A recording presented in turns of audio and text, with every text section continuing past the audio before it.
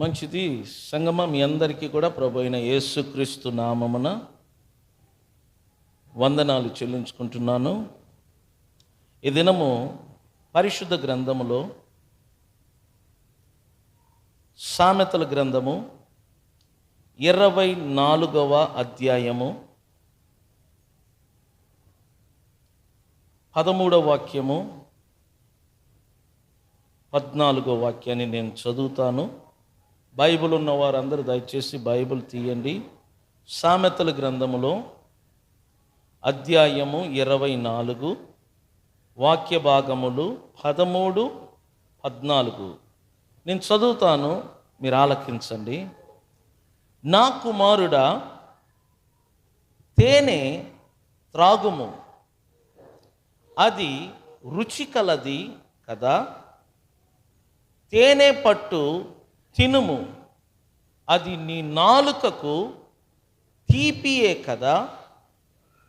నీ ఆత్మకు జ్ఞానము అట్టిదని తెలిసి కొనుము, అది నీకు దొరికిన ఎడల ముందుకు నీకు మంచి గతి కలుగును. నీ ఆశ భంగము కానేరదు. అది నీకు దొరికిన ఎడల. సంగమా వినండి, దేవుడు నీతో మాట్లాడుతున్నాడు ఈరోజు. ఆయన ఏమంటున్నాడు తెలుసిన? అది నీకు దొరికిన ఎడల ముందుకు రాబోవు కాలములో, లేక రాబోవు నెల, లేక రాబోవు వారములలో ముందుకు నీకు మంచి గతి కలుగును. ఏం కలుగును అంట చెప్పండి, మాట్లాడండి. ఏం కలుగును అంట? నీకు నీ కుటుంబానికి మంచి గతి కలుగును. ముందుకు రాబోవు దినములలో నీకు నీ కుటుంబానికి మంచి గతి కలుగును. నీ ఆశ భంగము కానేరదు. దాని అర్థం ఏంటి తెలుసిన? నీ నమ్మకము వృధా కాదు అని అర్థం.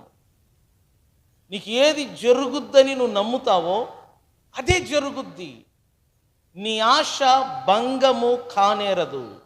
ఇక్కడ దేవుని వాగ్దానము 2 ఉన్నాయి మనకు. ఒకటి ఏంటంటే ముందుకు నీకు మంచి గతి కలుగును. 2, నీ ఆశ భంగము కానేరదు. ఒకసారి చెప్దామా?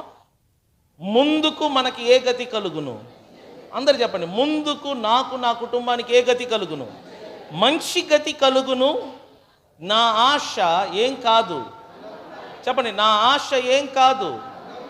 నీ ఆశ భంగము కానేరదు. నీ ఆశ భంగము కానేరదు. నీ నమ్మకము వృధా కాదు. నీకు నీ కుటుంబానికి మంచి గతి కలుగును అని దేవుని వాగ్దానం ఇక్కడ రాయబడి ఉన్నది. ఎప్పుడు తెలుసునా? అది నీకు దొరికినప్పుడు. ఏది? బైబిల్ అంటుంది జ్ఞానము. ఏదంటే చెప్పండి. నీ ఆత్మకు జ్ఞానము ఎప్పుడు దొరుకునో అప్పుడు నీకు నీ కుటుంబానికి ముందు గతి మంచిగా ఉంటుంది. ముందుకు నీ గతి మంచిగా ఉంటుంది.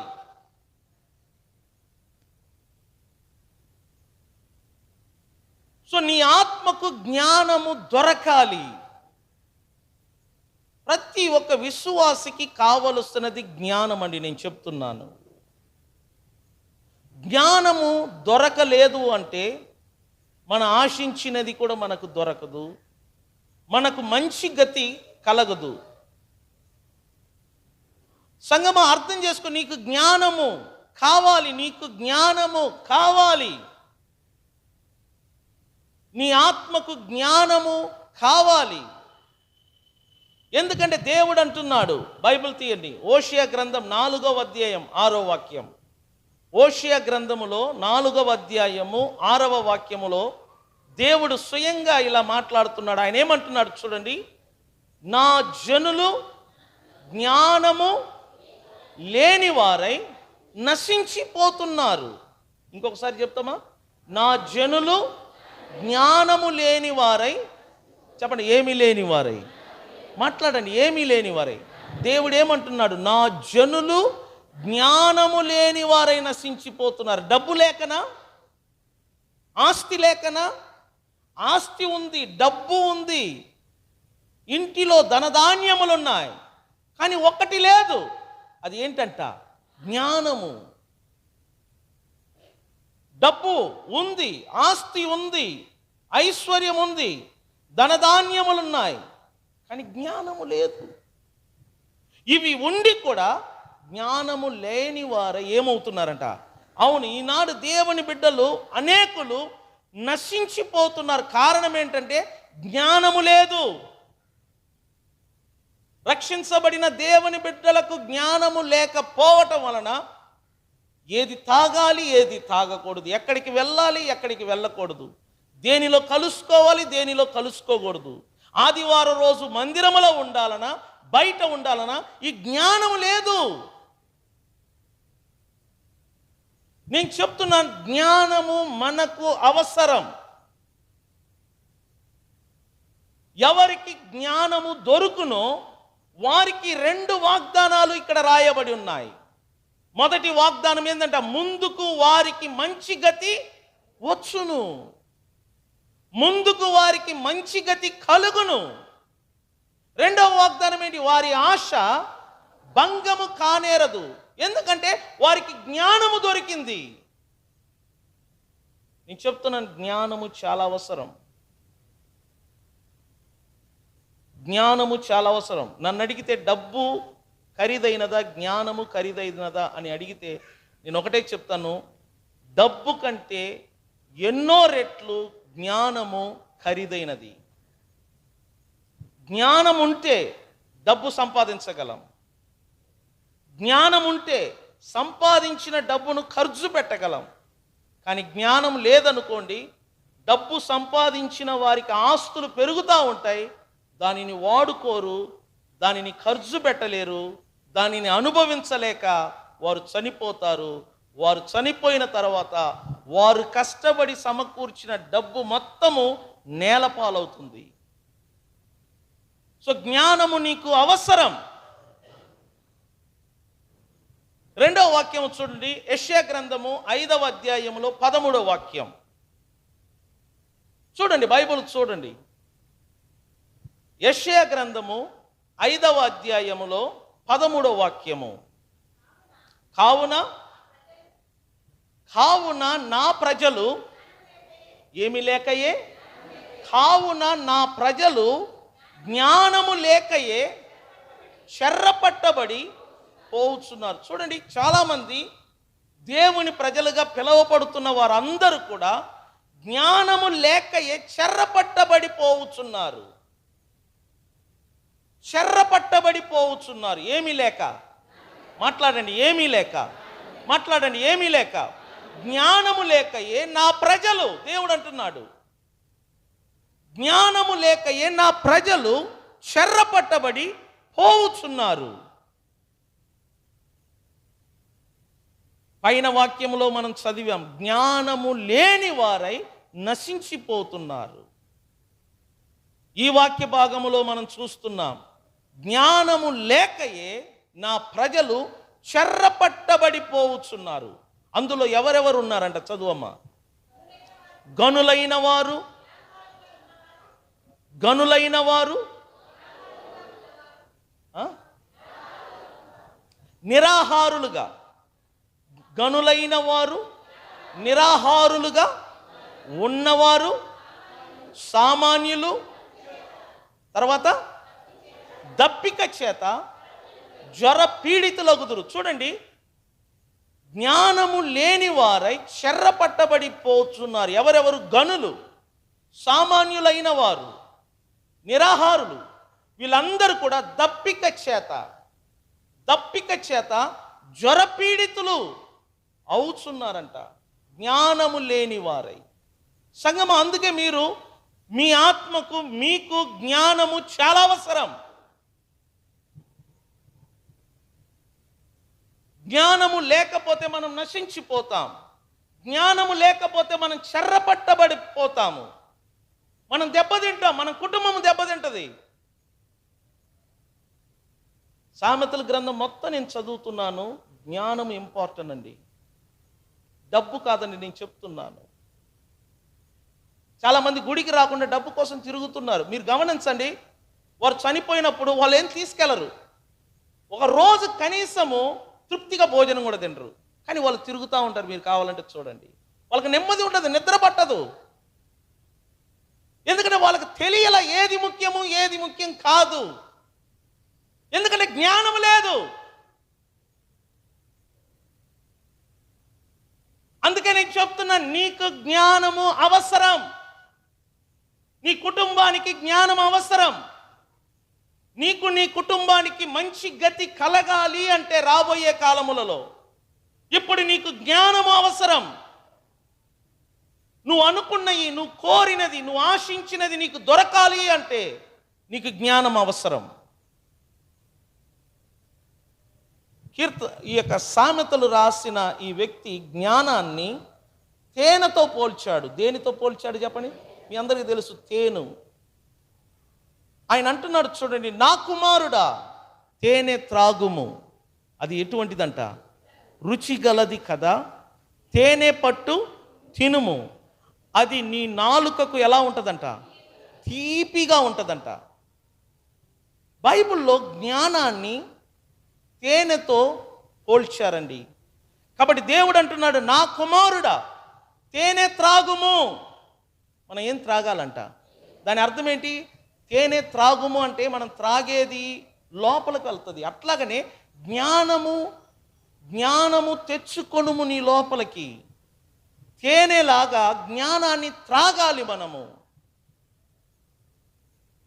జ్ఞానమును మనము ఒక తేనెలాగా మన లోపల తీసుకోవాలి. తేనె పట్టు తినుము, అది నీ నాలుకకు తీపిగా ఉంటుందంట. నీ నాలుక మీద తేనె పడగానే తీయటి ఆ టేస్ట్ వలన నీ ఫీలింగ్ అంతా ఒక రకంగా మారిపోతుంది. అదేవిధంగా నీ జీవితంలో ఎప్పుడు నీకు జ్ఞానము దొరుకుతుందో, తేనె రుచిలాగా, తేనె రుచి చూస్తున్నప్పుడు నీకు ఎలా అనుభూతి కలుగుద్దో, నీకు జ్ఞానము కలుగుతున్నప్పుడు, నీకు జ్ఞానము దొరుకుతున్నప్పుడు నీ లోపల నీ ఫీలింగ్స్ కూడా అదే అనుభూతిని అనుభవిస్తుందంట. సో మనకు కావలసినది జ్ఞానము. జ్ఞానము తేనెతో సమానము. దాని రుచి తేనె పట్టు తింటే ఎంత తీయగా ఉంటుందో, జ్ఞానము కూడా నీకు అంత తీయగా ఉంటుందని అర్థం.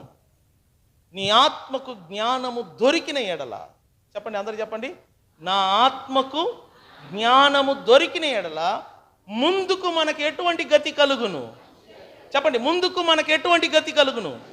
ముందుకు మనకు ఎటువంటి గతి కలుగును? ముందుకు నేను మంచిగా ఉండాలంటే ఏం చేయాలా? ఈరోజు జ్ఞానమును సంపాదించు. నేను ఆశించినవన్నీ నాకు దొరకాలి అంటే, నేను కోరుకున్నవన్నీ నాకు దొరకాలంటే నేనేం చేయాలా? ఈరోజే జ్ఞానమును సంపాదించుకో. జ్ఞానము చాలా అవసరం, నేను చెప్తున్నాను. అది తేనెతో సమానము. తేనె పట్టు తింటున్నప్పుడు మన ఎంత తీపిగా ఉంటుందో, జీవితంలో జ్ఞానము పొందుతున్నప్పుడు అదే రుచి నీకు కలుగుద్ది. దీని గురించి కొద్దిగా లోతుగా వెళ్దాం. తేనె గురించి కొన్ని వాక్యాలు మీకు చూపిస్తాను చూడండి. యోబు గ్రంథము తీద్దాం. యోబు గ్రంథము 20వ అధ్యాయం. యోబులో 20వ అధ్యాయం.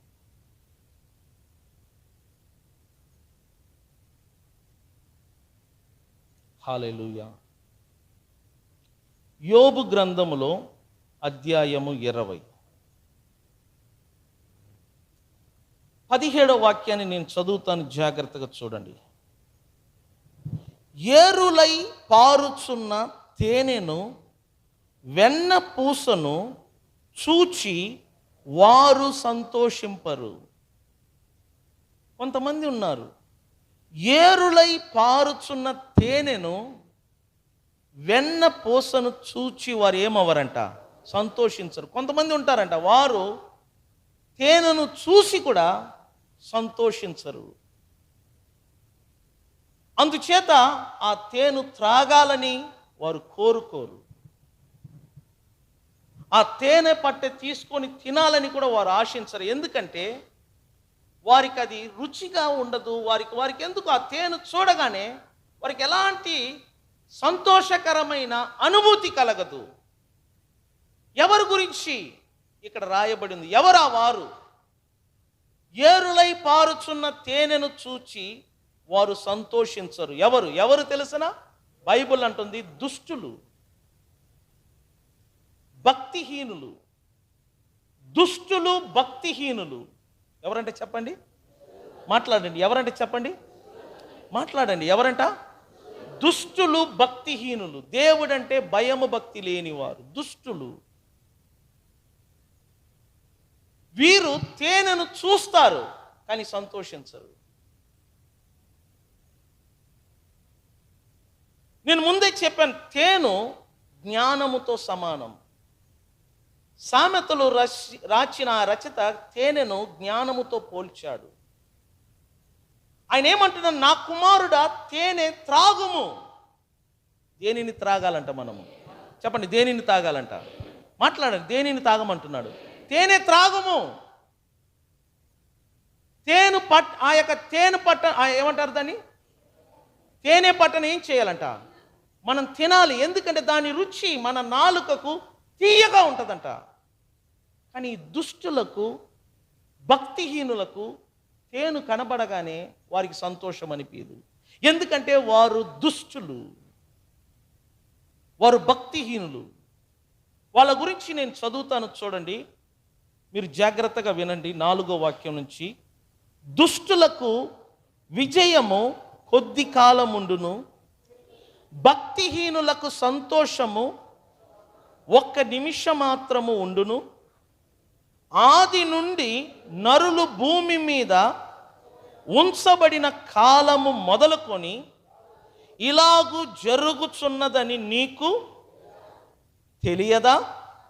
వారి ఘనత ఆకాశమంత ఎత్తుగా పెరిగినను, మేఘములంత ఎత్తుగా వారు తల ఎత్తినను, తమ మలం అంటే తెలుసుగా, టాయిలెట్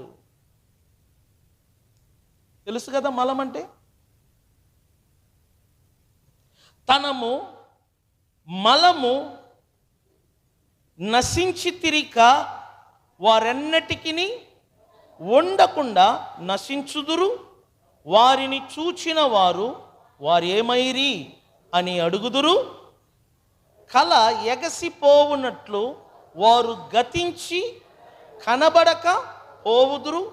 రాత్రి స్వప్నము దాటిపోవునట్లు వారు తరిమివేయబడుదురు. వారిని చూచిన కన్ను ఇకను వారిని చూడదు. వారి స్థలమున వారు మరి ఎప్పుడును కనబడదు. వారి సంతతి వారు దరిద్రుల దయను వెదకెదరు. వారి చేతులు వారి ఆస్తిని తిరిగి అప్పగించును. వారి ఎముకలలో యవన బలము నిండియుండును గాని అదియు వారితో కూడా మట్టిలో పండుకొనును. చెడుతనము వారి నోటికి ఏతనము. చూడు, చెడుతనము వారి నోటికి తీయగా ఉండును, కానీ తేనె వారి నోటికి ఎలా అనిపిదంట? చూడు, తేనె తాగమంటే తాగరు. వారు దుష్టులు. బైబిల్లో ఒకడున్నాడు, యోనాతాను. ఒక సమయంలో అడవిలో వెళ్తున్నప్పుడు పెద్ద తేనుగూడును చూశాడు. అది చూడగానే తన చేతిలో కత్తి ఉంటే ఆ కత్తితో అలా ముట్టగానే అందులో నుంచి తేనె కారుతున్నప్పుడు అతను ఏం చేశాడంటే ఆ తేనె అలాగా నాలుకతో తాకిన వెంటనే, ఆ తేనె ఎప్పుడు తాగాడో యోనాతాను ఏమన్నాడు తెలిసిన? ఆ తేనె తాగిన తర్వాత తన కళ్ళు ప్రకాశంగా కనబడ్డదంట. ఆయన కళ్ళు ఏమైందంటే చెప్పండి. అంటే ఏంటి?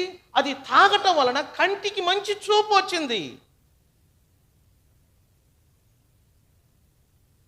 తేనె ఎప్పుడు నేను తాగాను నా కళ్ళు ప్రకాశంగా కనిపించింది. సో దాని అర్థం ఏంటి? తేనె దేవుడు మనకు ఎందుకు ఇచ్చాడంటే మన ఆరోగ్యం కోసం. తేనె ఎలాగ నీ కంటికి ప్రకాశమైన వెలుతురునిస్తుందో, నీ కళ్ళు ఎలా కనబడేటట్టు చేస్తుందో, అలాగనే జ్ఞానము కూడా నీకు దొరికినప్పుడు ఎటువైపు వెళ్ళాలి, ఎటువైపు వెళ్ళకూడదు, ఎక్కడ ఉండాలో ఎక్కడ ఉండకూడదు, ఎవరితో ఉండాలో ఎవరితో ఉండకూడదు, ఆదివారం రోజు బయట ఉండాలా గుడిలో ఉండాలా, ఈ జ్ఞానమే నిన్ను నడిపిస్తుంది. నువ్వు బాప్టిషన్ తీసుకున్నావు, నువ్వు బల్ల తీసుకున్నావు, నువ్వు బాప్టిషన్ తీసుకుంటున్నప్పుడు నువ్వు మ్రొక్కుబడి చేశావు, నువ్వు మాట ఇచ్చావు, నేను కుడికి ఎడమకు తప్పను. ప్రభువుని నమ్ముట వలన బంధువులు ద్వేషిస్తారు, ప్రభువుని నమ్ముట వలన బంధువులందరూ శత్రువులుగా మారుతారు. అప్పుడు నువ్వు వెనక తిరుగుతావు అంటే నేను వెనక తిరగను అని నువ్వు మాట ఇచ్చావు, కానీ నువ్వు మాట తప్పుతున్నావు. ఏ జ్ఞానము తగ్గింది.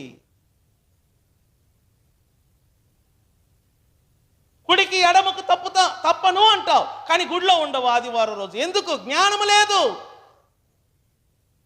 జ్ఞానము తగ్గింది నీకు. అర్థం చేసుకో. తేను తాగిన వెంటనే యోనాతాను కళ్ళంట ప్రకాశవంతంగా కనిపించిందంట. అట్లాగనే జ్ఞానము కలిగే కొలది నీ కళ్ళు ప్రకాశవంతంగా తెరవబడతాయి, నీ మనోనేత్రాలు తెరవబడతాయి. ఏం చెయ్యాలా, ఏం చేయకూడదు, ఎటువైపు వెళ్ళాలా, ఎటువైపు వెళ్ళకూడదు. నువ్వు రాంగ్ రూట్లో వెళ్ళాలనుకుంటావు, కానీ నీ మనస్సాక్షి అంటది నువ్వు దేవుని బిడ్డవు, నువ్వు రక్షించబడ్డావు, నువ్వు బాప్టిషన్ తీసుకున్నావు, నువ్వు బల్ల తీసుకుంటున్నావు, నువ్వు ఇరుట్లో వెళ్ళకూడదు, ఇది నీకు తగదు, ఇది కరెక్ట్ కాదు.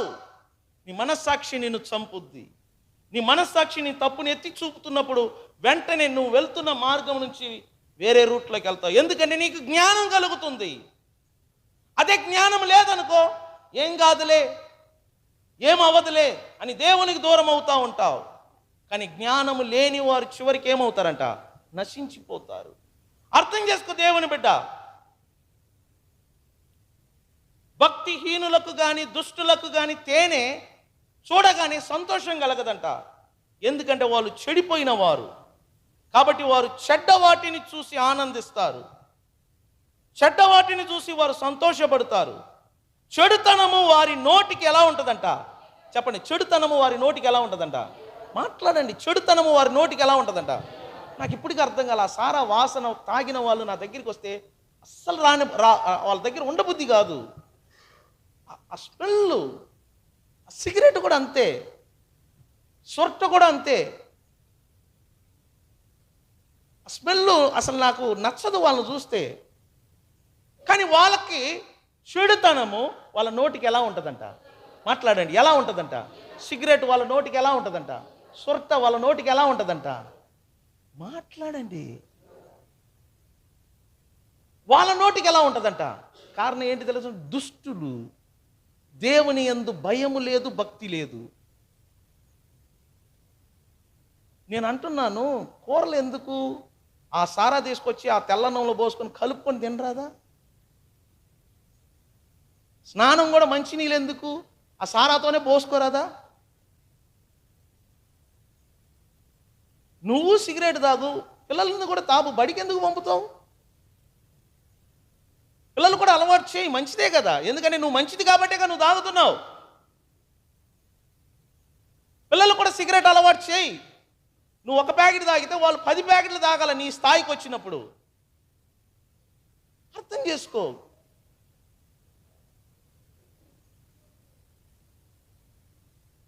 చెడుతనము వారి నోటికి తీయగా ఉండును, వారి నాలుక క్రింద ఏముందంట?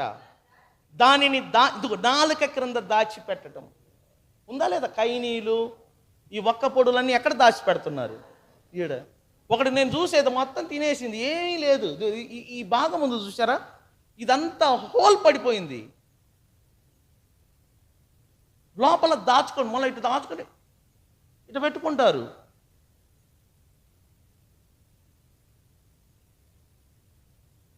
వారి నాలుక క్రింద వాటిని ఏం చేస్తారంట? దాచిపెట్టుదురు. తర్వాత దానిని పోనీయక, అంటే ఏంటి? దానిని ఉయ్యకుండా, చూసారా, దానిని పోనీయక నోట్లోనే ఏం చేసుకుంటారంట? భద్రము చేసుకొనిరి, నోట దానిని ఉంచుకొనిరి.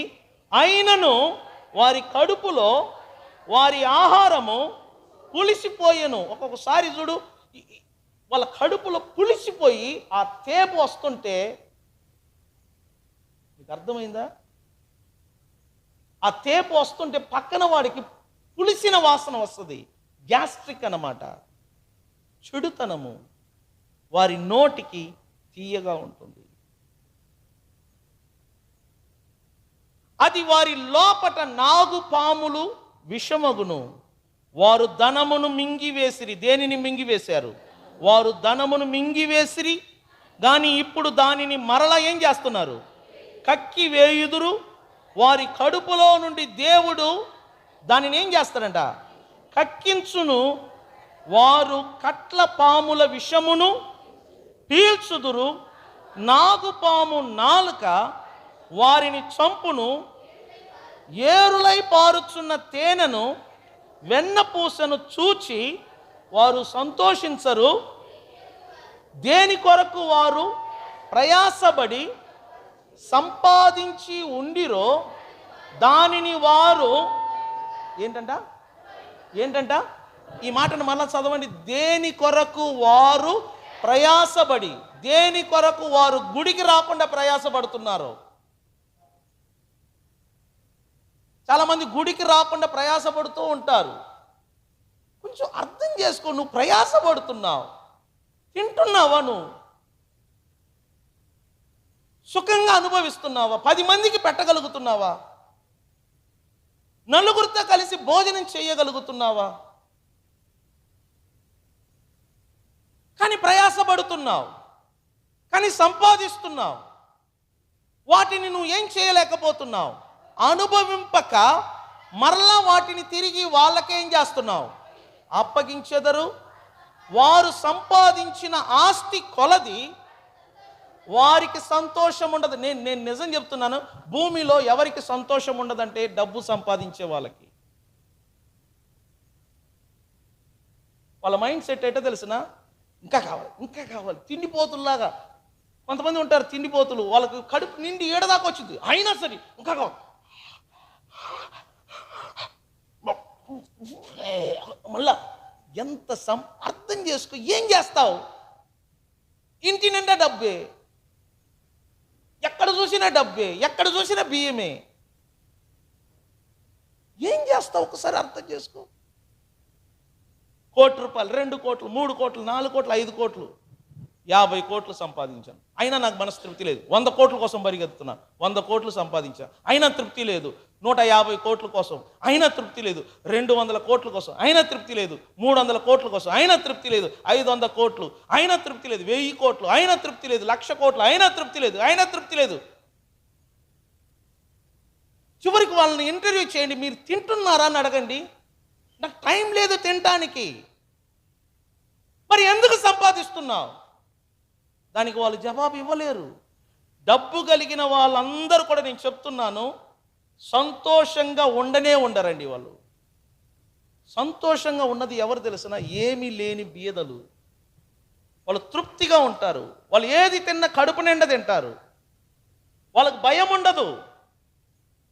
వాళ్ళు ఎక్కడ పండుకున్నా చక్కగా నిద్రపోతారు. దోమలు కొడుతుందన్న దిగులు ఉండదు.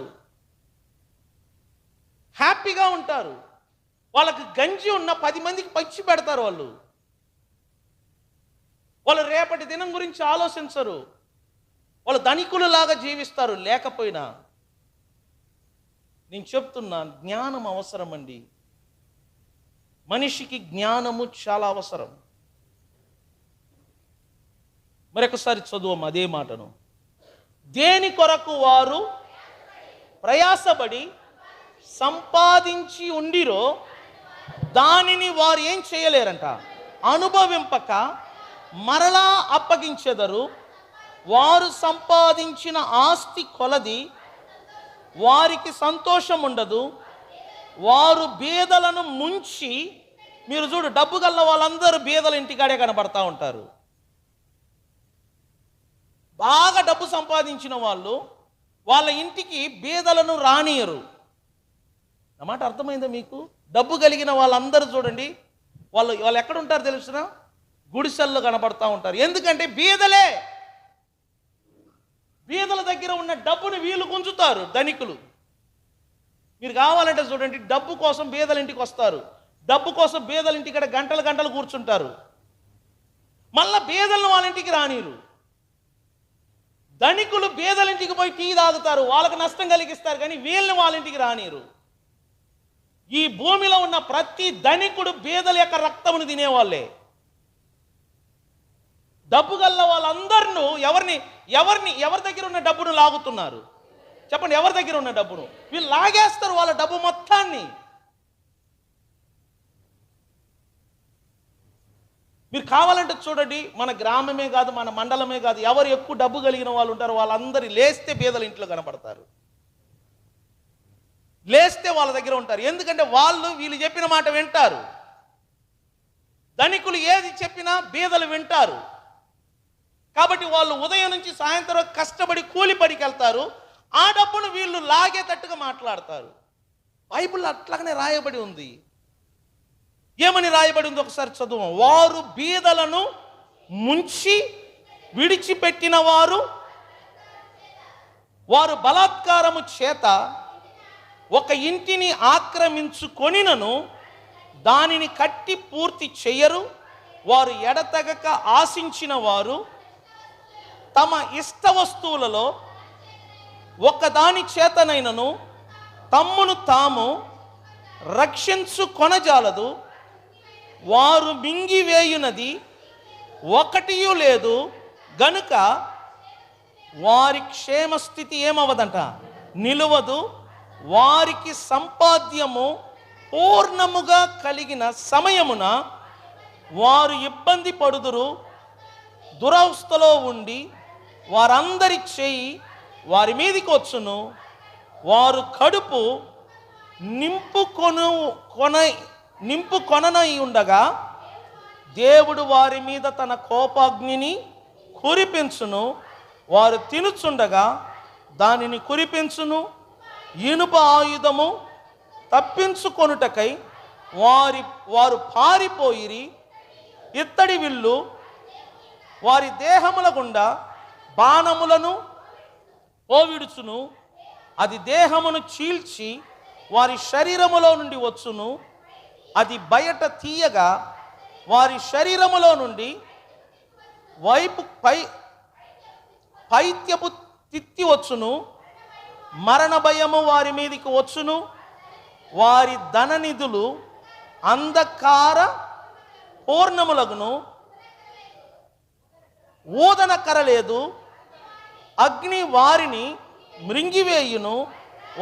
వారి గుడారములలో మిగిలిన దానిని అది కాల్చివేయును. ఆకాశము వారి దోషములు బయలుపరచును. భూమి వారి మీదికి లేచును. వారి ఇంటికి వచ్చిన అర్చన కనబడకపోవును. దేవుని కోపదినమున వారి ఆస్తి నాశనమగును. ఇది దేవుని వలన దుష్టులైన నరులకు ప్రాప్తించు భాగము.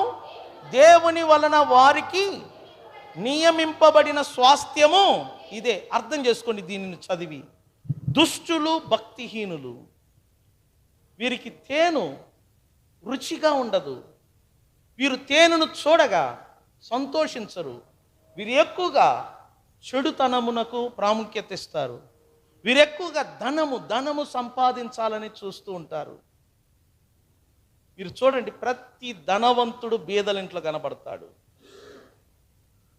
ఏదైనా సామాన్లు అమ్మేవాళ్ళు కూడా చూడండి, నన్ను చూడండి, సామాన్లు అమ్మేవాడు, బట్టలు అమ్మేవాడు, బీదలు ఎక్కడ ఉన్నారో వాళ్ళ దగ్గరికి వెళ్తారు. బిల్డింగ్ల దగ్గరికి వెళ్ళరు. కాలేజీ పిల్లలను చేర్చే వాళ్ళు ఉన్నారు చూసారా, కాలేజీలలో 10th పాస్ అయిన వెంటనే కాలేజీల నుంచి కారులు వేసుకొని వచ్చేస్తారు. మెయిన్ రోడ్డుకు రారు. ఎక్కడికి వస్తారు? ముందు బీదలు ఎక్కడున్నారో ఆడికి వెళ్తారు. ఎందుకు చెప్పండి? జ్ఞానం లేదు వాళ్ళకి. వాళ్ళు ఏది చెప్పినా నమ్ముతారు. వాళ్ళకి మర్యాద ఇవ్వకపోయినా ఆ టైంలో మర్యాద ఇచ్చినట్టుగా మాట్లాడతారు. మీ పిల్లల్ని మా కాలేజీలో చేర్చుకోండి, ఇది మంచి క్లాత్, ఈ చీర చాలా మంచిది, ఈ దుప్పటి చాలా మంచిది. ఎందుకంటే జ్ఞానము లేని బీదలను ధనికులు కొల్లగొడుతున్నారు. మరి ఈ బీదలు వాళ్ళ ఇంటికి పోతే మంచినీళ్ళు ఇవ్వరు, ఈ బీదలు వాళ్ళ ఇంటికి పోతే టీ ఇవ్వరు, ఈ బీదలు వాళ్ళ ఇంటికి పోతే కుర్చీలు వేయరు. కానీ ఈ బీదల ఇంటికి వాళ్ళు వస్తే టీ ఇస్తారు, నీళ్ళు ఇస్తారు, కుర్చీ వేసుకుంటారు. అంటే దాని అర్థం ఏంటి? బీదలకు జ్ఞానము లేదు, దోచుకున్న వారికి టీ ఇస్తున్నారు, దోచుకున్న వారికి కుర్చీలు వేస్తున్నారు.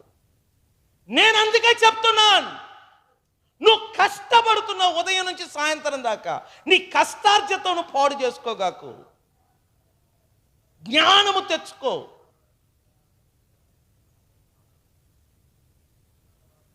జ్ఞానము నీకు కలిగినప్పుడు, జ్ఞానము నీకు దొరికినప్పుడు, నీకు, నీ ఇంటికి, నీ కుటుంబానికి ముందుంది మంచి కాలము.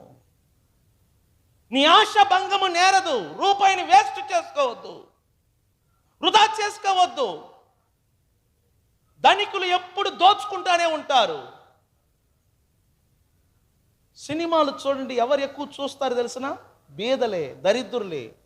వీళ్ళు టికెట్ పెట్టి కొనటం వలన వాళ్ళు ధనికులు అవుతున్నారు.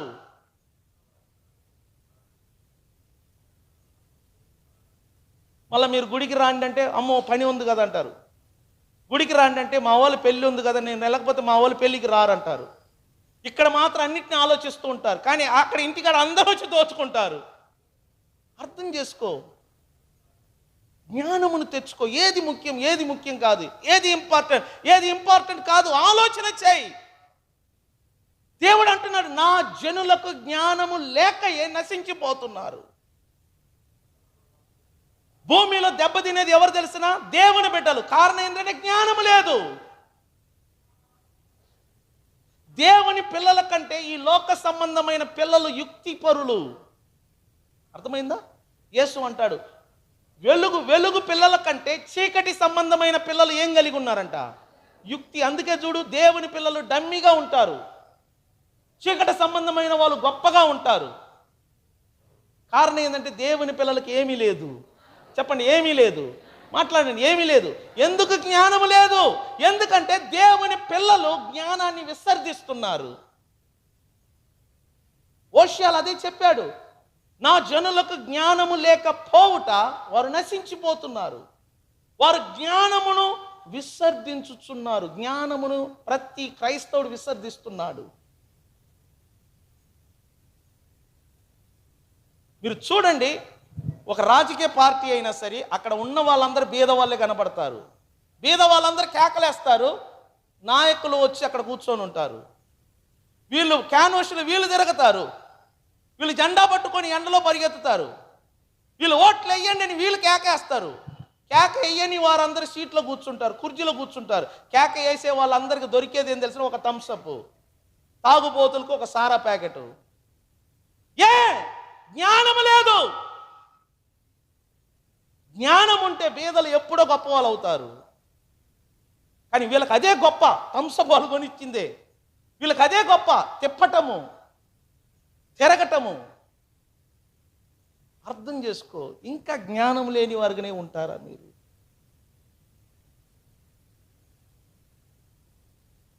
ఇంకా మనం బానిసగా ఉండాలని కోరుకుంటున్నారా? ఇంకా ఒకరి కింద చేతులు కట్టుకొని బ్రతకాలని నువ్వు కోరుకుంటున్నావా? నువ్వు, నీ బిడ్డలు ఎదగాలని ఆశ లేదా? మీరు నాయకులుగా మారాలని ఆశ లేదా? మీరు గొప్పవాళ్ళుగా మారాలని ఆశ లేదా? దేవుడు అంటున్నాడు, నీ ఆశ భంగము కానేరదు. ఎప్పుడు తెలిసిన? నీకు జ్ఞానము దొరికినప్పుడు. చెప్పండి, ఎప్పుడంటే చెప్పండి, జ్ఞానము దొరికినప్పుడు. అర్థం చేసుకో, జ్ఞానము నీకు అవసరము. కానీ దుష్టులు, భక్తిహీనులు జ్ఞానమును విసర్జిస్తున్నారు. వారు డబ్బు కోసమే ప్రాకులాడుతారు, ఏలుబడి కోసమే ప్రాకులాడుతారు. బీదలను ఆయుధముగా వాడుకుంటారు. బీదల దగ్గర ఉన్న బ్లడ్ను వారు పీల్చుకుంటూ ఉంటారు. వాళ్ళు గొప్పవాళ్ళు అవుతారు, కానీ గొప్పవాళ్ళు ఎంత ఎత్తుకే దిగినా వాళ్ళు చివరికి నాశనం అవుతారని బైబిల్ చెప్తుంది. కీర్తనలు 18వ అధ్యాయం చూద్దాం.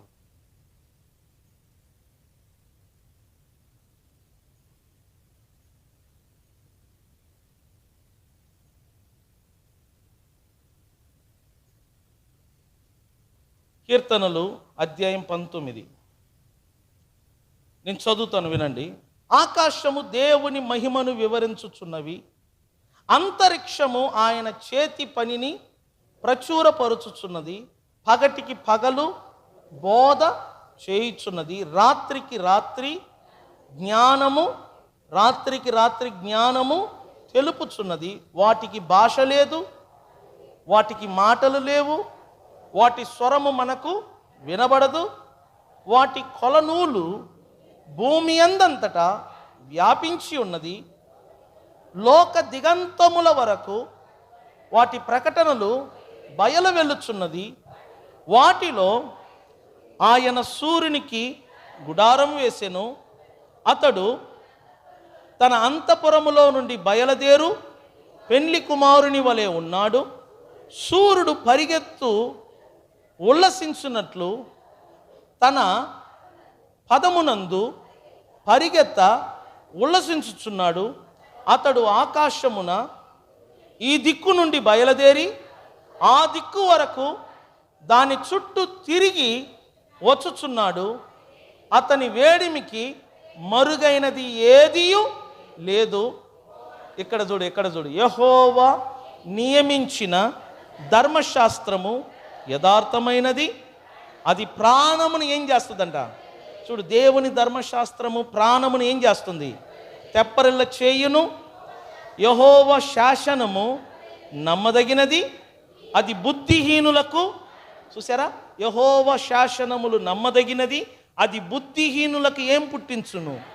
జ్ఞానము పుట్టించును. యెహోవా ఉపదేశములు నిర్దోషమైనవి, అవి హృదయమును సంతోషపరుచును. యెహోవా ఏర్పరచిన ధర్మము నిర్మలమైనది, అది కన్నులకు వెలుగిచ్చును. యెహోవా యందైన భయము పవిత్రమైనది, అది నిత్యము నిలుచును. యెహోవా న్యాయ విధులు సత్యమైనవి, అవి కేవలము న్యాయమైనవి. అవి బంగారు కంటేను విస్తారమైన మేలిమి బంగారు కంటేను కోరదగినది, తేనె కంటేను జుంట తేనె దారల కంటేను మధురమైనది. వాటి వలన నీ సేవకుడు హెచ్చరిక నొందును.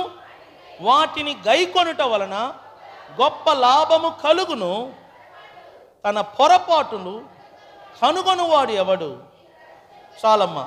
వాటిని గైకొనుట వలన నీకు గొప్ప లాభము కలుగును. వేటిని?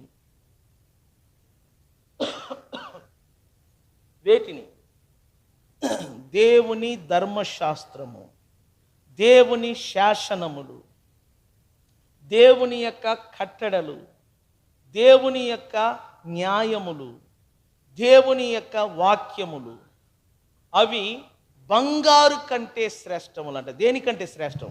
మనం బంగారు శ్రేష్టం అనుకుంటాం కదా, బైబిల్ అంటది బంగారు కంటే ఆయన వాక్యము శ్రేష్టమైనది. అర్థం చేసుకో. ఆడవాళ్ళకి బంగారు అంటే ఇష్టం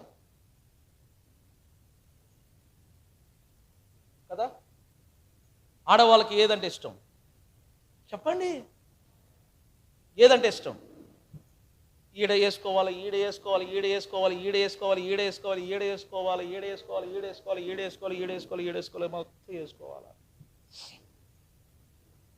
ఆడవాళ్ళకు బంగారు అంటే ఇష్టం, తప్పు లేదు. కానీ బైబిల్ అంటుంది బంగారు కంటే దేవుని వాక్యములు శ్రేష్టమంట. అది కూడా మేలిమి బంగారు కంటే. దేనికంటే చెప్పండి? దేనికంటే? బంగారు, తర్వాత మేలిమి బంగారు, దానికంటే శ్రేష్టమైనదంట దేవుని మాటలు. దేవుని వాక్యము తేనె కంటే శ్రేష్టమైనది. తేనె ఎంత రుచిగా ఉంటుందో వాక్యం కూడా అంత రుచిగా ఉంటుంది. మీరు ఒంటరిగా చదివితే, మీరేమి లేదు, ఒంటరిగా చదవండి, ఎంత రుచి ఉంటుందో తెలిసిన దేవుని వాక్యం. ఎవరితో మాట్లాడకుండా నిశ్శబ్దంగా ఒక 10 నిమిషాలు వాక్యాన్ని చదువు. చదివిన వాక్యానికి లోబడు. వాక్యాన్ని చదువు, ఆ వాక్యానికి లోబడు. వాక్యాన్ని చదువు, వాక్యానికి లోబడు. చదివిన వాక్యాన్ని ఒకసారి ఆ వాక్యంలో ఉన్నట్లుగా నేను ఉన్నానా లేదా పరిశోధన కూడా చేసుకో. నిన్ను ఎవరో ఏలు పెట్టి చూపించాల్సిన పని లేదు. దేవుని వాక్యమే నీ తప్పును చూపిస్తుంది. దేవుని వాక్యమే నిన్ను ఖండిస్తుంది, దేవుని వాక్యమే నిన్ను హెచ్చరిక చేస్తుంది.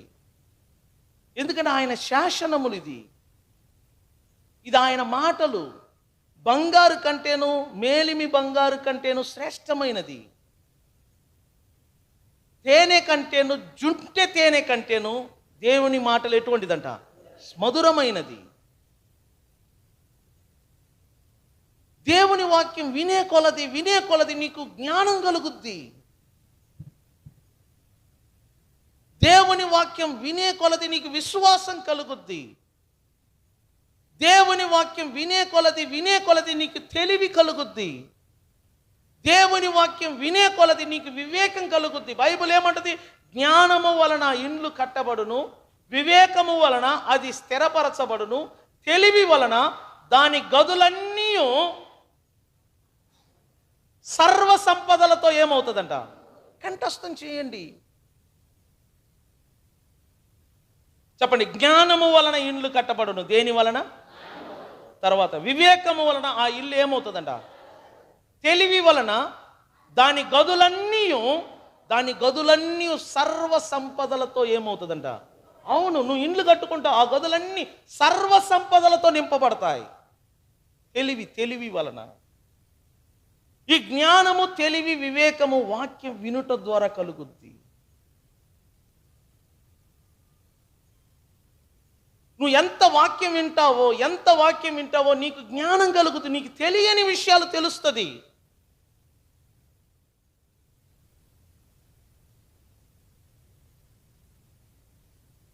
నీకు తెలియని మర్మాలు నీకు తెలుస్తుంది వినుట వలన.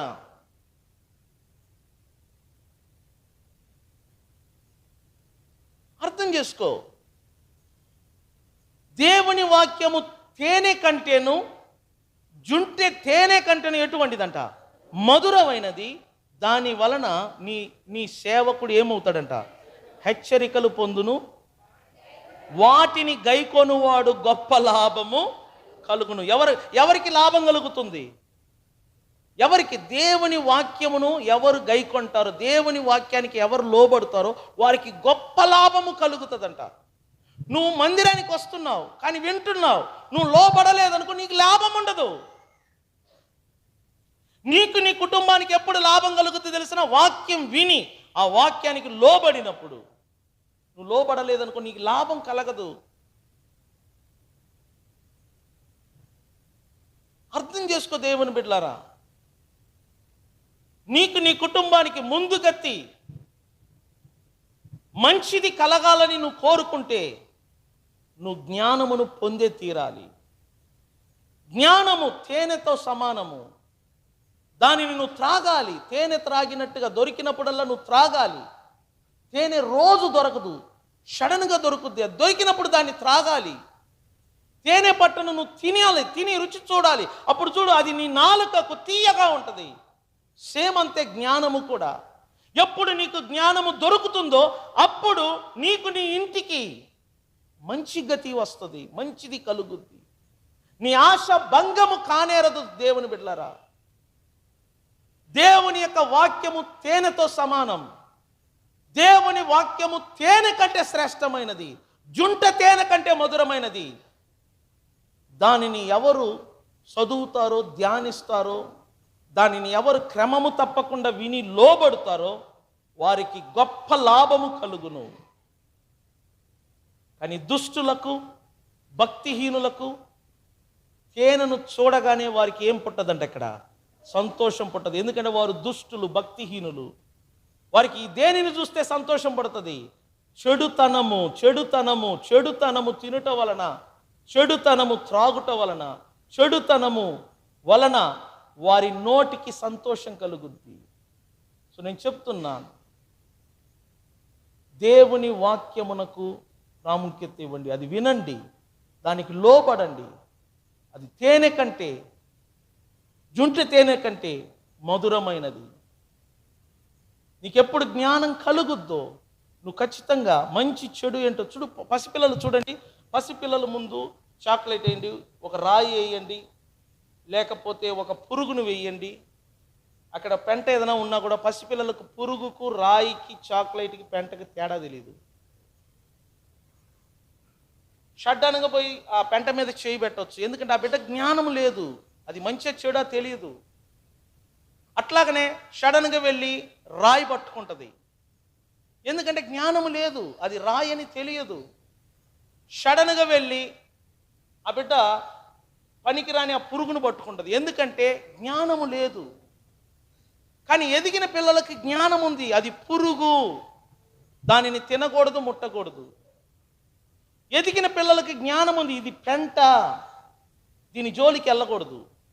ఎదిగిన పిల్లలకి జ్ఞానం ఉంది, ఇది చాక్లెట్, ఇది మన తినటానికి తయారు చేయబడ్డది, ఇదే తినాలి. సో జ్ఞానం అంటే అర్థం చేసుకో, జ్ఞానం అంటే తెలిసి ఉండటం. అర్థం చేసుకో సంగమా, నీకు జ్ఞానము అవసరము. నీకు జ్ఞానము లేకపోతే నేను చెప్తున్నాను, నువ్వు నశించిపోతావు, నీకు నెమ్మది ఉండదు. నీకు ప్రాబ్లం వస్తే దాన్ని ఎలా సాల్వ్ చేయాలో నీకు తెలియదు, దాంట్లో నుంచి బయటపడటం నీకు తెలియదు, అందులోనే కూరుకొని పోతావు, అందులోనే నువ్వు కృషించిపోతావు, అందులోనే నువ్వు నాశనమైపోతావు. అందుకే నేను చెప్తున్నాను, జ్ఞానము కావాలి. జ్ఞానము వలన ఇండ్లు కట్టబడుతుంది, వివేచన వలన కట్టిన ఇల్లు స్థిరపరచబడుతుంది, తెలివి వలన నువ్వు కట్టిన ఇంటిలో ఉన్న ఒక్కొక్క గది సర్వ సంపదలతో ఏమవుతుందంట, నింపబడుతుంది. సో నీకు జ్ఞానం అవసరం, నీకు వివేచన అవసరం, నీకు తెలివి అవసరం. ఈ మూడు ఇంపార్టెంట్ నేను చెప్తున్నాను. ఈ మూడు ఎక్కడ దొరుకుతుంది? కేవలము వాక్యము వినుట ద్వారా, వాక్యము చదువుట ద్వారా, వాక్యము ధ్యానించటం ద్వారా. నీకు వాక్యమే లేదనుకోండి, మీరు అడగవచ్చు, నేను బాప్టిషన్ తీసుకున్నాను, బల్లారాధన తీసుకుంటున్నాను, నేను త్రాగవచ్చా, నేను సిగరెట్ తాగవచ్చా, నువ్వు అడగవచ్చు. సో వాక్యం ఏమంటుంది? నువ్వు అయోగ్యమైన మనసుతో నువ్వు తీసుకుంటే దానికి శిక్ష నువ్వు అనుభవిస్తావు.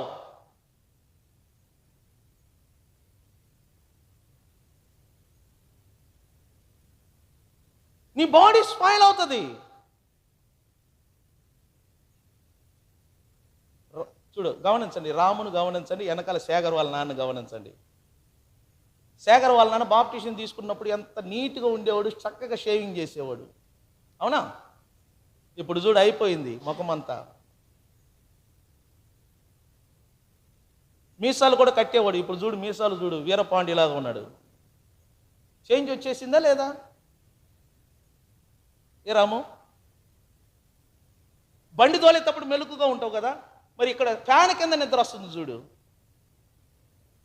సో బండి తోలేటప్పుడు నిద్రపోకూడదు అన్న జ్ఞానం ఉంది, కానీ వాక్యం వినేటప్పుడు ఫ్యాన్ కింద నిద్ర పోకూడదన్న జ్ఞానం లేదు.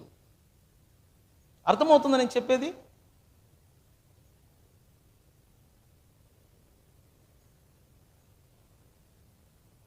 మీకు జ్ఞానము లేకపోతే ఖచ్చితంగా మీ కష్టార్జితమును ఎవరో వచ్చి లాగేస్తారు. నేను చెప్తున్నాను,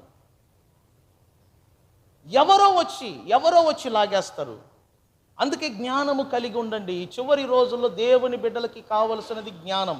దేవుడు కూడా అదే చెప్తున్నాడు, నా జనులకు జ్ఞానము లేకయే ఏమవుతున్నారు, నశించిపోతున్నారు. రెండవదిగా ఏమన్నాడు? నా జనులు దేనిని విసర్జిస్తున్నారు. చెప్పండి, దేనిని విసర్జిస్తున్నారు? విసర్జించటం అంటే జ్ఞానం వద్దు నాకు, విసర్జిస్తున్నారు.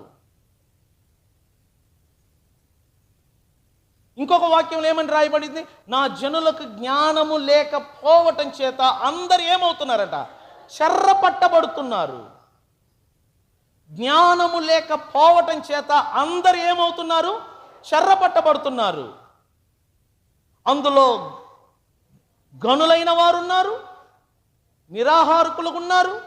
వీళ్ళందరూ దప్పిక పీడితులై చివరికి ఏమవుతున్నారట, చెప్పండి, దప్పిక చేత ఏమవుతున్నారు, జ్వర పీడితులు.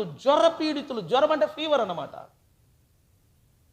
పోయిన సంవత్సరం అదే జరిగింది. అందుకోసం పాతాళం అంటే ఆశతో తన నోరు ఇలా తెరిచి ఉంటుందంట. ఎందుకంటే దేవుని బిడ్డలు జ్ఞానం లేక నశించిపోతుంటే పాతాళం అంటే సంతోషంగా వారందరినీ తీసుకుంటుందంట. నేను ఒకటి చెప్తున్నాను, దేవుని బిడ్డలు ఎక్కువ పాడవుతున్నారు. కారణం ఏంటంటే సరిగా మందిరానికి రాకపోవటం,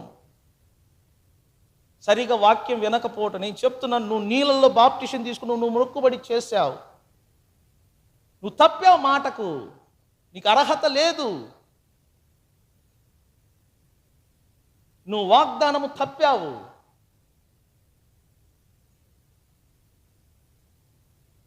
నీ మాటను నువ్వు లోబడలేకపోతున్నావు.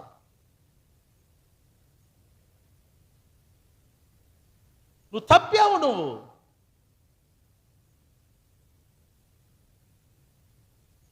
కారణం జ్ఞానము లేక. నువ్వు అనుకుంటున్నావు జ్ఞానం ఉంది, లేదు, నీకు నెమ్మది లేదు. నేను చూస్తున్నాను నా యొక్క మనోనేత్రాలు, నీకు నెమ్మది లేదు. నువ్వు మంచం మీద నిద్ర లేక బాధపడుతున్నావు. నేను చూస్తున్నాను ఒక దైవజనుడిగా, ఆత్మలో భయముతో బ్రతుకుతున్నావు, దిగులుతో సమయాన్ని గడుపుతున్నావు. ఒక్కొక్కసారి ఎప్పుడు తెల్లారుద్దా అని, ఉన్నదానితో తృప్తి లేదు, ఉన్న ఆస్తితో తృప్తి లేదు, పరుగులు, ఏ జ్ఞానము లేదు.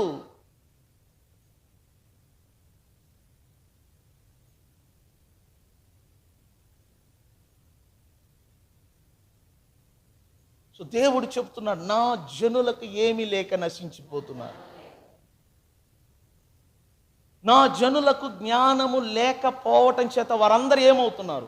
చెర్ర పట్టబడుతున్నారు. మనల్ని మనం ఒక్కసారి పరిశోధించుకుందాం. 2001 సంవత్సరం మొదటి నెల, మొదటి బల్ల. నన్ను ఒకరు ఫోన్ చేసి అడిగారు నిన్న, ఒక అబ్బాయి అడిగారు, చిన్నవాడు, అయ్యగారు రేపు మీకు బల్లారాధన అని. అవును, పలానా వ్యక్తి త్రాగుతున్నాడు, బాప్టిషన్ తీసుకొని మీరు ఇస్తారా?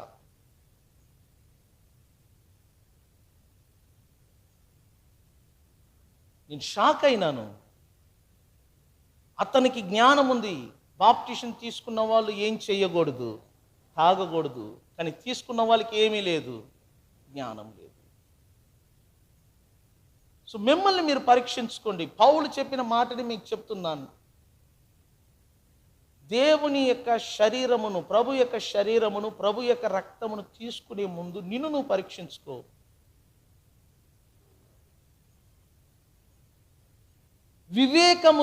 వివేకముతో దేవుని యొక్క శరీరమును పుచ్చుకోవాలి.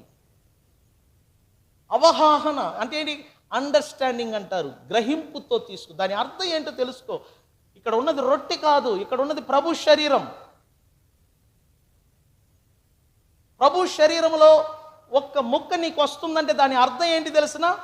ఆయన శరీరంలో ఒక్క భాగం నీకు అందింది, దానికి బదులుగా నువ్వు నీ శరీరం అంతటిని ఆయనకు అప్పగించుకోవాలా. నీ శరీరమును ఆయనకు బలియాగముగా అప్పగించుకోవాలా.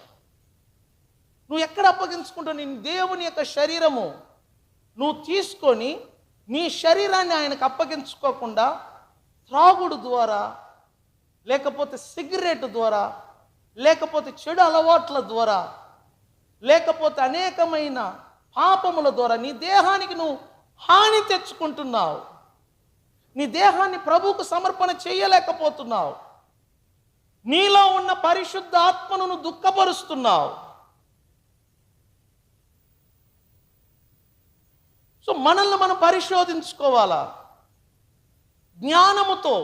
అవును ప్రభు, నేను ఈ పొరపాటు చేశాను, నేను ఈ తప్పు చేశాను, నన్ను క్షమించు, నేను మనస్ఫూర్తిగా క్షమాపణ అడుగుతున్నాను, ఇక నుండి నేను ఆ పని చెయ్యను, ఇదిగో నేను మారు మనసు పొంది, ఇదిగో నా యొక్క తప్పులన్నిటిని నేను విడిచిపెట్టి ఈ 2001 మొదటి బలలో తీసుకొని ఈ సంవత్సరం అంతటా నీ సన్నిధిలో నమ్మకంగా ఉంటానని నువ్వు చేసే ప్రార్థన మీద ఆధారపడుతుంది.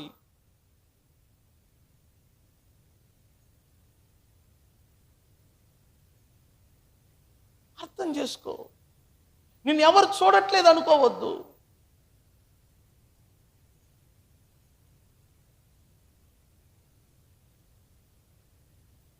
కొద్ది క్షణం లేచి నిలబడి దేవుని సన్నిధిలో మనల్ని మనం ఒకరినొకరు పరీక్షించుకుందాం.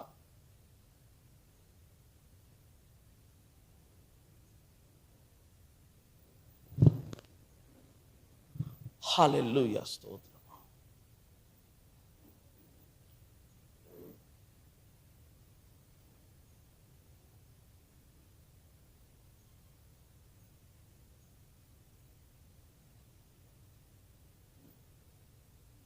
బాప్టిజం తీసుకోనని వారందరూ పక్కకు వచ్చేయండి. తీసుకోనని వారు, తీసుకున్న వారు అందరూ ముందుకు రండి దయచేసి. కొద్దిసేపు మనం కానీ బయట వాళ్ళకి జ్ఞానం ఉంది, వాళ్ళకి తెలుసు నువ్వు బాప్టిజం తీసుకున్నావు. మీరు అనుకుంటున్నారు బాప్టిజం తీసుకున్నారు, కాదు. నువ్వు బాప్టిజం తీసుకున్న ఆ రోజు నుంచి బయట వాళ్ళు కనుదృష్టి నీ మీద ఉంది.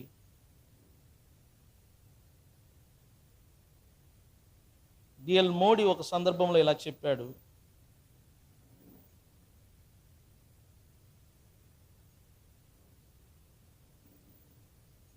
ఒక మనిషి ఎప్పుడు బైబిల్ పట్టుకొని నడుస్తాడో వాడిని కొన్ని వందల మంది చూస్తారంట.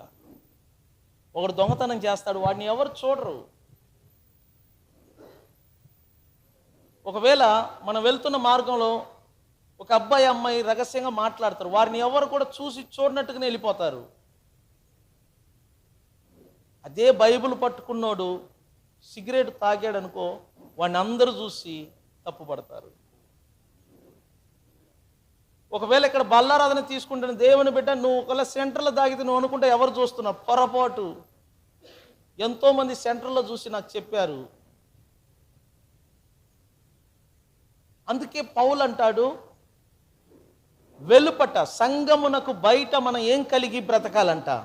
చెప్పండి, జ్ఞానము కలిగి బ్రతకాల. ఇప్పుడు చూడండి, నేను ఒక పాస్టర్ని, లేకపోతే మీరు ఒక విశ్వాసి, చర్చిలో ఆదివారం రోజు ఉండకుండా వేరెక్కడైనా ఉండండి, మిమ్మల్ని తప్పు పడతారు ప్రజలు.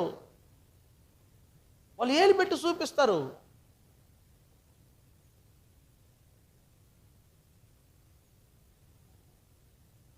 దేవుడే కాదు మనల్ని చూసేది, మనలను ఎవరు చూస్తున్నారు? మనుషులు చూస్తున్నారు. దావీదు చేసిన తప్పును దేవుడు క్షమించాడు, కానీ మనుషులు ఈనాటికి దావీదు చేసిన తప్పును ఏం చేస్తా ఉన్నారు? ఎత్తి చెప్తా ఉన్నాడు, విమర్శిస్తా ఉన్నారు. అట్లాగనే ముందు మనము జాగ్రత్తగా మనుషుల ఎదుట బ్రతకాలి.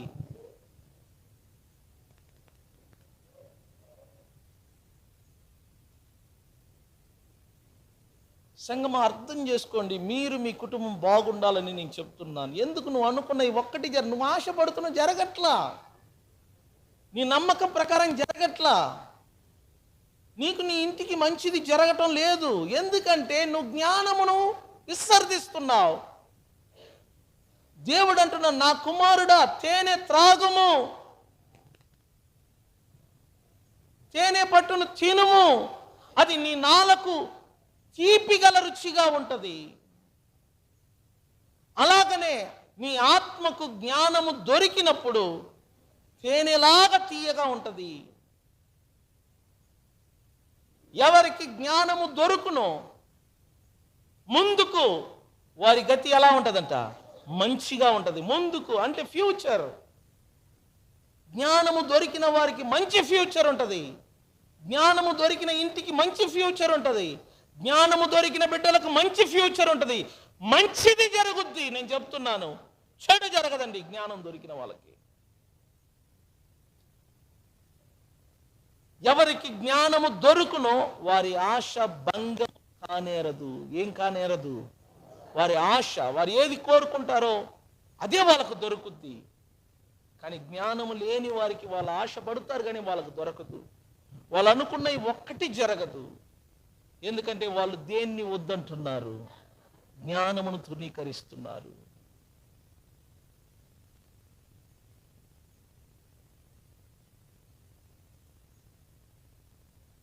మీకు నేను 1 నిమిషం సమయం ఇస్తాను.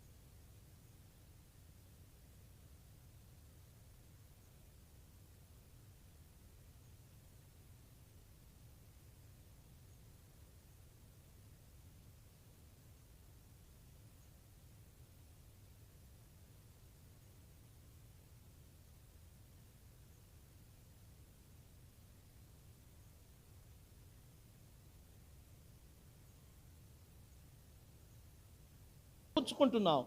పాలిభావం చూడండి, క్రీస్తు శరీరం నేను తినుట వలన నేను ఆయన శరీరములో ఒక అవయవము. నేను చెప్తున్నాను, నేను ఆయన శరీరములో ఒక అవయవము. నన్ను ఎవరైనా ముట్టితే ఎవరిని ముట్టినట్టు చెప్పండి, ఎవరిని ముట్టినప్పుడు? అవును, ఎందుకంటే నేను ఆయన శరీరం తీసుకుంటున్నాను, అందుచేత నేను ఆయన శరీరములో ఒక పార్ట్ అన్నమాట, ఆయన శరీరములో ఒక భాగము. నేను ఆయన రక్తమును పాలు పుంచుకుంటున్నాను, నేను త్రాగుతున్నాను కొద్దిగా, అందువలన ఆయన రక్తములో నేను ఒక భాగము. ఆయన రక్తంలో ప్రాణం ఉన్నది. సో అందుచేత నాలో ఆయన రక్తం ఉన్నది. నేను ఆయనలోను, ఆయన నాలోను, నేను ఆయనలోను, ఆయన నాలోను, ఒక్కరిలో ఒక్కరు పాలు పుచ్చుకుంటున్నాం. అర్థం చేసుకోండి.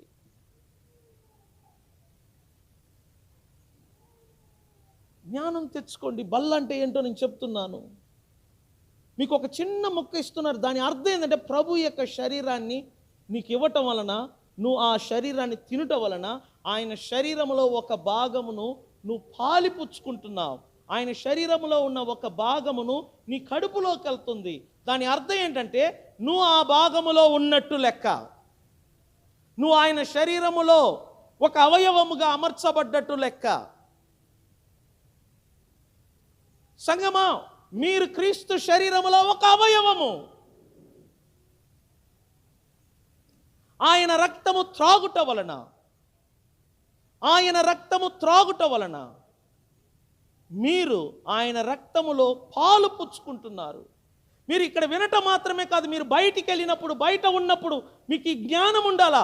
నేను ప్రతి వారము మందిరానికి వెళ్ళాలా, నేను ప్రతి నెల బల్లలో పాలు పొందాలా, ఆ బల్లలో ఆయన రక్తమును, ఆయన శరీరమును నేను తీసుకుంటున్నాను. కాబట్టి క్రీస్తు శరీరంలో నేను ఒక భాగము, క్రీస్తు రక్తములో నేను ఒక భాగము. ఆ భయం ఉండాలా నీకు.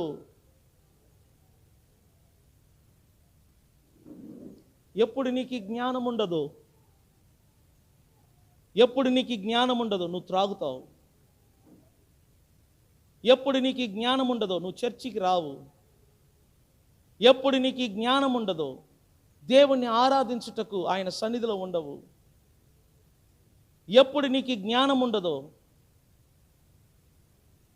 నువ్వు అపవిత్రంగా జీవిస్తావు. కానీ ఎప్పుడు నీకు ఆ జ్ఞానం ఉంటుందో ఆలోచిస్తావు, ఓ నేను దేవుని క్రీస్తు యొక్క శరీరంలో ఒక అవయవము, నా దేహము క్రీస్తు శరీరంలో ఒక అవయవము. కాబట్టి నా దేహాన్ని అపవిత్రపరిస్తే నేను ఎవరిని అపవిత్రపరిచినట్టు? అవును, యేసు శరీరంలో నేను ఒక అవయవము గనుక నేను అపవిత్రంగా మారితే క్రీస్తులో నేను అపవిత్రంగా మారినట్లే. క్రీస్తు శరీరాన్ని నేను అపవిత్రపరిచినట్టు. నేను చెప్తున్నాను, ఒక్కడు తాగితే అందరు తాగినట్టే. ఒక్కడు ఇక్కడ చెడిపోతే అందరు చెడిపోయినట్లే. ఒక్కడు మందిరానికి రాకపోతే అందరు దెబ్బతిన్నట్టే. నేను చెప్తున్నాను, అర్థం చేసుకో, ఈ మర్మాన్ని అర్థం చేసుకో,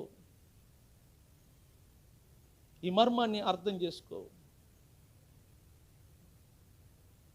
నీ వలన క్రీస్తు శరీరం అపవిత్రపరచబడకూడదు. నీ వలన బయట ఉన్న వాళ్ళు హేళన ఎగతాళి చెయ్యకూడదు.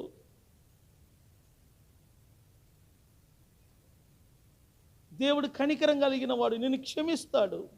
నీ పొరపాటును, నీ బలహీనతను అర్థం చేసుకొని నిన్ను క్షమిస్తాడు. కానీ బయట ఉన్న ప్రజలు నిన్ను క్షమించరు. వాళ్ళు నీ తప్పును ఎత్తి చూపుతూ ఉంటారు. ఇదిగో పలానా చర్చికి వెళ్తున్నారంట వీళ్ళు అక్కడ బల్ల తీసుకుంటారు, బయట సిగరెట్ తాగుతారు. అక్కడ బల్ల తీసుకుంటారు, బయట సారా తాగుతారు. వీళ్ళు చర్చిలో బాప్టిషన్ తీసుకుంటారు, వీళ్ళు గుడికే వెళ్ళరు. ఇట్లా బయట వాళ్ళు ఎంతమంది నిన్ను బట్టి సంఘమును, పరిచర్యను, దేవుణ్ణి హేళన చేస్తున్నారు తెలుసుగా. పాస్టర్ గారు మీరు ఏమైనా అనుకోండి, మీ వాళ్ళు ఇక్కడ ఆదివారం రోజు ఇక్కడ ఉండరు, బయట ఉంటారు, చర్చిలో ఉండరు. మీ వాళ్ళు క్రైస్తవులంటే ఆదివారము ఉండేవాళ్ళే కదా గుడిలో. వాళ్ళకి ప్రార్థన ఉందని తెలిసి కూడా బయట ఉంటున్నారు. వీళ్ళకెట్లా నువ్వు బల్లేస్తున్నావు? అది ఎంత అవమానంగా ఉందో తెలుసునా.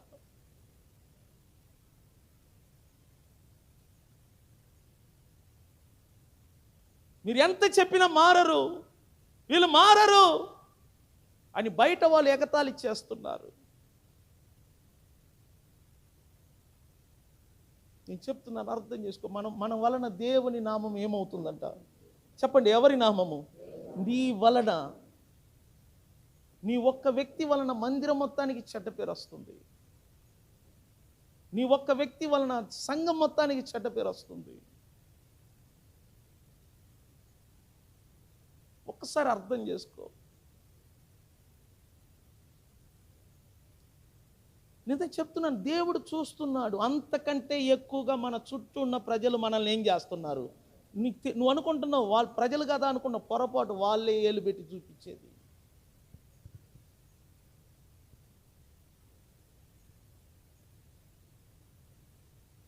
దేవుడు ఎప్పుడో దావీదుని క్షమించాడు, కానీ ఇప్పటికీ కూడా ప్రజలు దావీదు చేసిన తప్పును, దావీదు చేసిన పొరపాట్లను ఇప్పటికీ కూడా ఎత్తి చూపుతా ఉన్నారు ప్రజలు.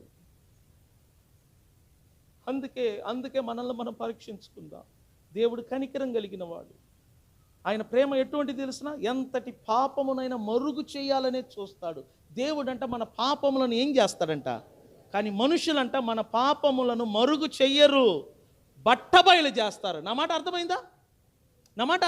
ఇప్పుడు నేనే ఇక్కడ బల్ల ఇస్తూ నేను సిగరెట్ తాగాను అనుకో, నేను చెప్తున్నాను, ఊరు మొత్తం అది టాపిక్గా మారుతుంది.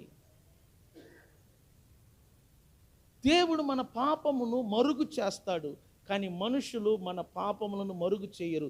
దాన్ని ఏం చేస్తారంట? బట్టబయలు. అంటే ఏంటి? ఇంకా ఎక్కువ మందికి కనబడేటట్టు చేస్తారు. అందుకే చెప్తున్నాను, బయట ప్రజల మధ్య మనం ఎలా బ్రతకాలా? చెప్పండి, ఎలా బ్రతకాలా? ఎక్కడ? ఎవరి మధ్యలో? దేవుడంటే ఎరగని ప్రజల మధ్యలో, అన్యుల మధ్యలో మనం ఉంటున్నప్పుడు చాలా జాగ్రత్తగా ఉండాలా. లేకపోతే వాళ్ళు మనల్ని ఏలు పెట్టి అడుగుతారు, మనల్ని అడుగుతారు. కాబట్టి ఈ నెలలో నువ్వు ఎలా ఉన్నావో నాకు తెలియదు. నేను అడుగుతున్నాను, నీ ఆరోగ్యం గురించి, నీ ఆర్థికం గురించి ఉద్దేశంతో అడుగుతున్నాను. పాడు చేసుకోవద్దు నీ ఆరోగ్యాన్ని, నీ యొక్క ఆర్థికాన్ని పాడు చేసుకోవద్దు. దేవుని సన్నిధికి రా, వాక్యం విను, దేవుని సన్నిధిలో ఉండు. ఖచ్చితంగా దేవుడు మిమ్మల్ని దర్శిస్తాడు. ఖచ్చితంగా మీకు ముందు గతి, మంచి గతి వస్తును. ఖచ్చితంగా మీ ఆశ భంగము కానేరదు. మీరు అనుకున్న ఈ కోరినవన్నీ జరుగుతాయి. దేవుని జ్ఞానము కొరకు ప్రయాసపడండి. దైవ జ్ఞానము సంపాదించుకోవడానికి ప్రయాసపడండి. ఇదిగో ఒక దైవజనుడిగా దేవుడు నాకు ఇచ్చిన అధికారమును బట్టి తండ్రి, కుమార, పరిశుద్ధాత్మ నామమున నేను బల్ల ఇవ్వటకు సిద్ధంగా ఉన్నాను. మీరు పుచ్చుకోవటానికి సిద్ధంగా ఉన్నట్లయితే మీ చేతులు ఎత్తండి. నేను మరలా చెప్తున్నాను, ఈ నెలలో ఎక్కడైనా నువ్వు పొరపాటు చేస్తుంటే, ఎక్కడైనా ఇది తప్పని తెలుసు కానీ నేను వదలలేకపోతున్నాను, నాకు తెలుసు ఈరోజు మందిరంలో ఉండాలి కానీ నేను రాలేకపోతున్నాను, నన్ను క్షమించు. నాకు తెలుసు ఈ త్రాగుడు తప్పని కానీ నేను వదలలేకపోతున్నాను, నన్ను క్షమించు అని క్షమాపణ అడుగు సంగమా.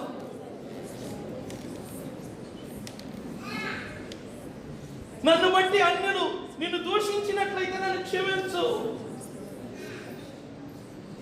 నా ప్రవర్తన వలన నిన్ను హేళన చేసినట్లయితే, నీ సంఘమును దూషించున్నట్లయితే, నీ దైవ సేవకుని దూషించినట్లయితే నన్ను క్షమించని క్షమాపణ అడుగు. నేను మీకు ఒక నిమిషం సమయం ఇస్తాను. ప్రార్థన చేయండి, స్వరం ఎత్తి ప్రార్థన చేయండి.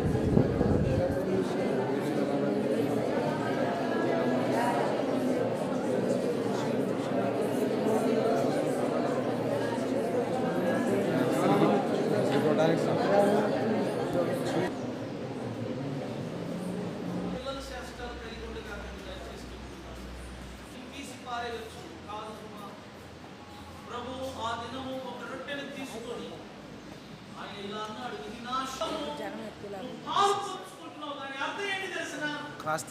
ప్రభు శరీరములో నీ దేహము ఒక అవయవముగా పాలు పొందుతుంది. ఇది నా రక్తం. రక్తము అని చెప్పాడు.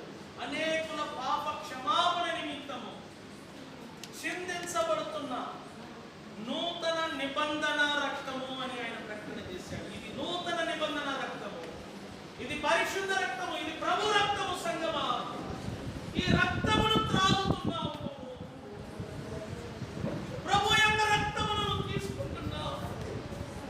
ప్రభు మొదటిగా సరోజిని ప్రార్థన చేస్తుంది, రెండవదిగా మల్లికార్జున్ ప్రార్థన చేస్తాడు.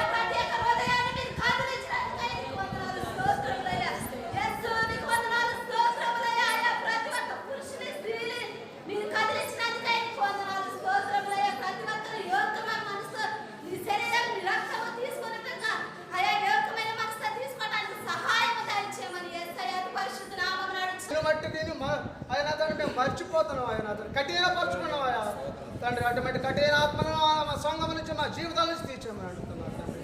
అయినా అనేక మార్లు మేము పడిపోయి ఉన్నప్పటికీ నా తండ్రి నీకు అయిష్టకరమైన జీవితం మేము జీవించినప్పుడు మమ్మల్ని క్షమించండి నా తండ్రి. ఆయన నీ రక్తము నీ శరీరం పుచ్చుకుంటూ చూడగా మమ్మల్ని పవిత్రపరచాయా. ఈ రక్తంతో